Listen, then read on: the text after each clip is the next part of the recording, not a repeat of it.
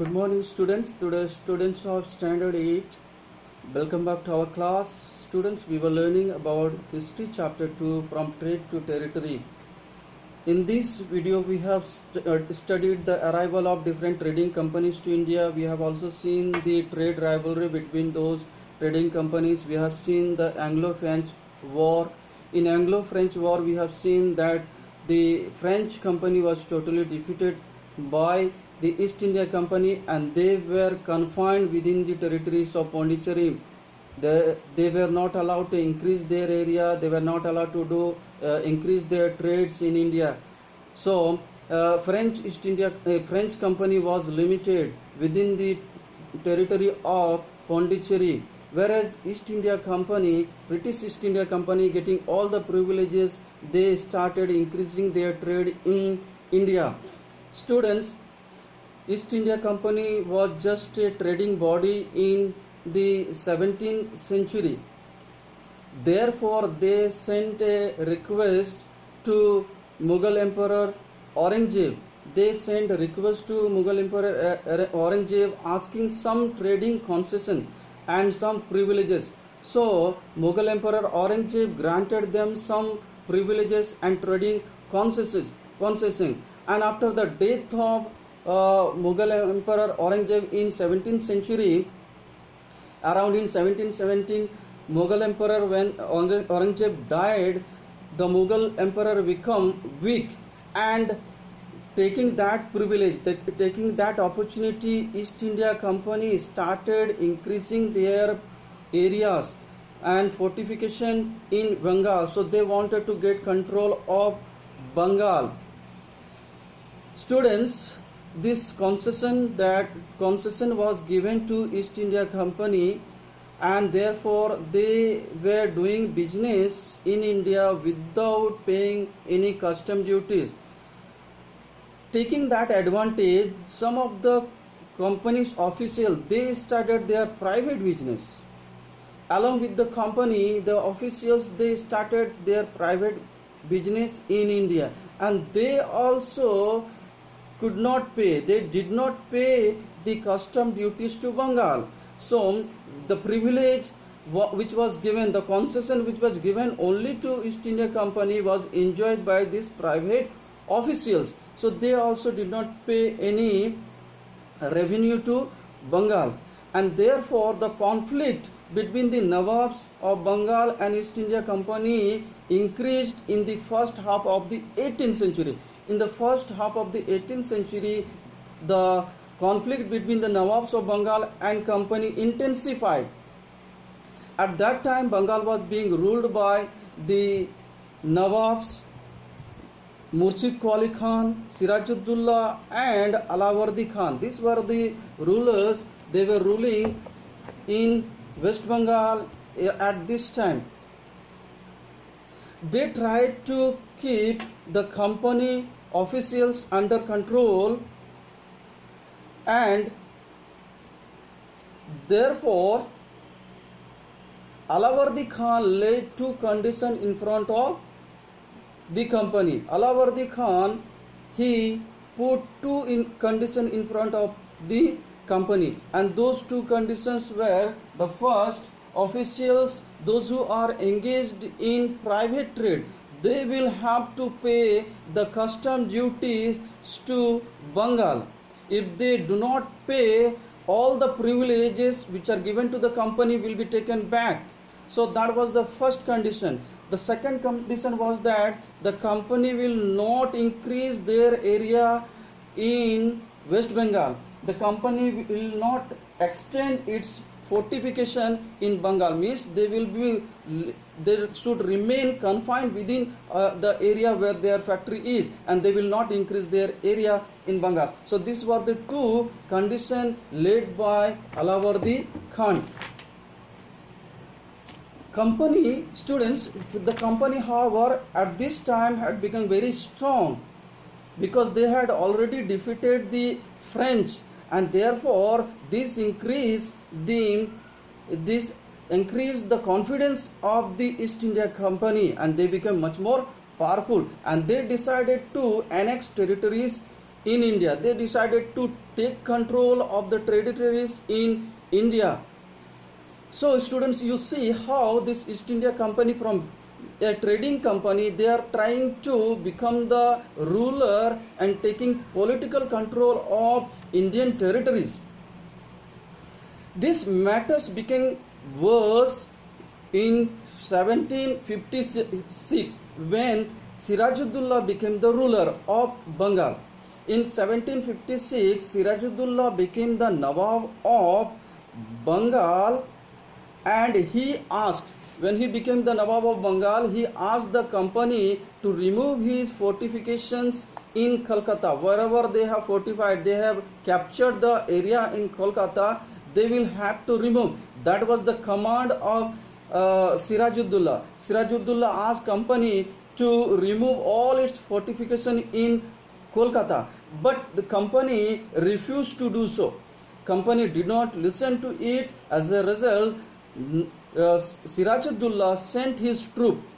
Sirajuddaulah sent his troop to Kolkata, and those troops, those soldiers, captured all the company officials, and the company's factories were captured in Kolkata.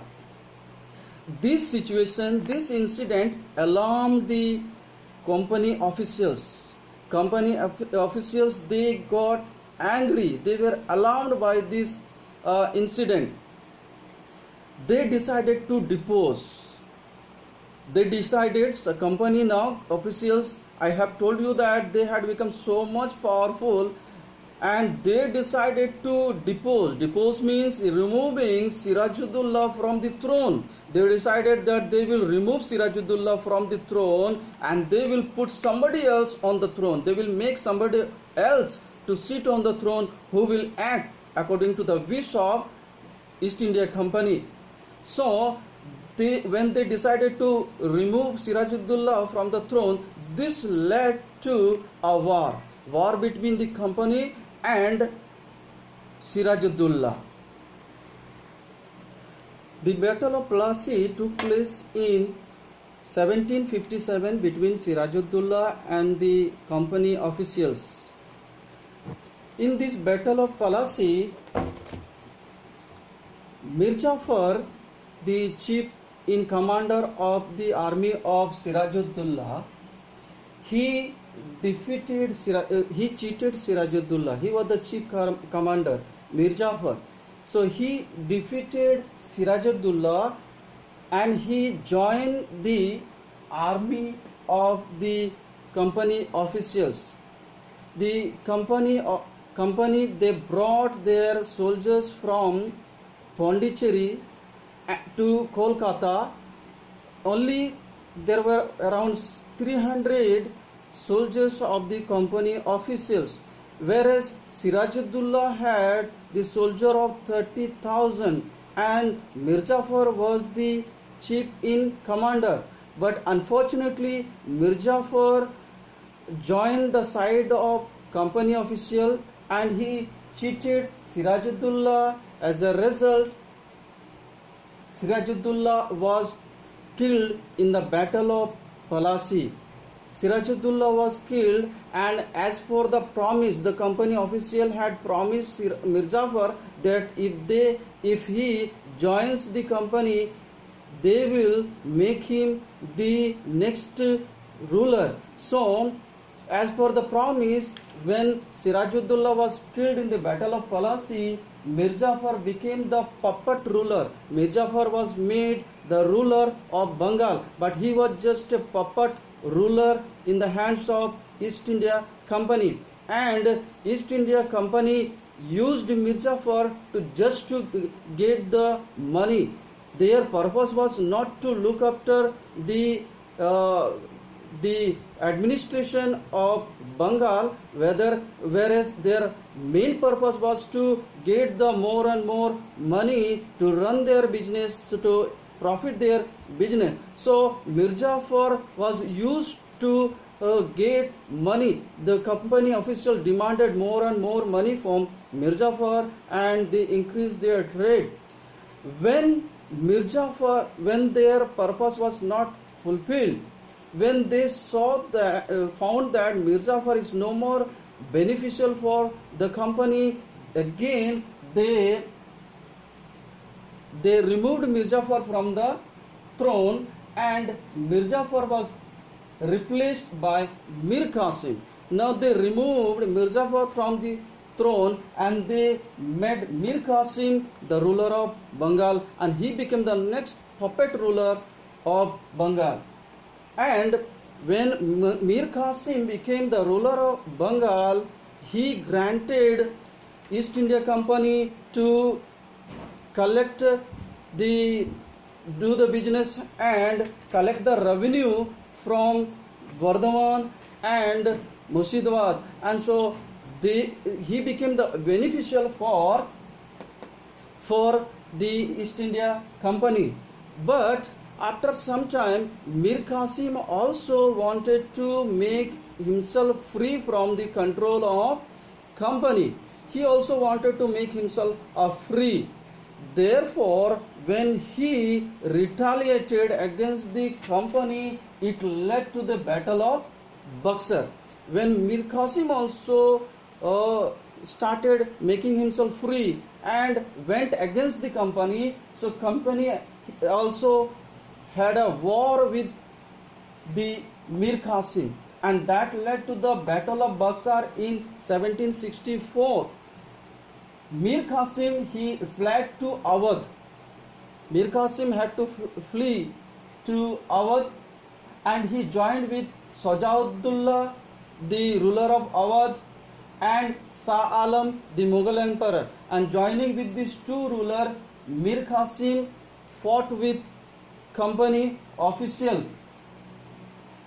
War took place on 2nd October 1764. That was the day when the company officials and the Mir Qasim and Sajauddullah and Shah Alam together fought at Buxar on 2nd October 1764.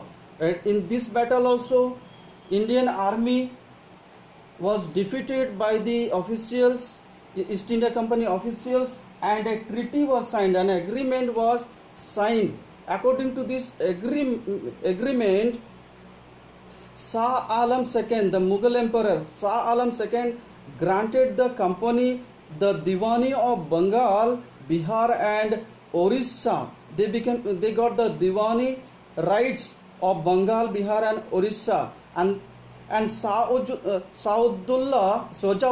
was made to pay 50 lakh rupees as a war damage, and Mir Qasim was again deposed. He was again deposed from the throne, and Mir Jafar again was made the Nawab of Bengal. So this was the Battle of Palasi and Battle of Buxar. I hope you understood, and we will learn further what happened after the Battle of Buxar and how British grew in taking the control of different Indian territories. Until then, watch and learn carefully.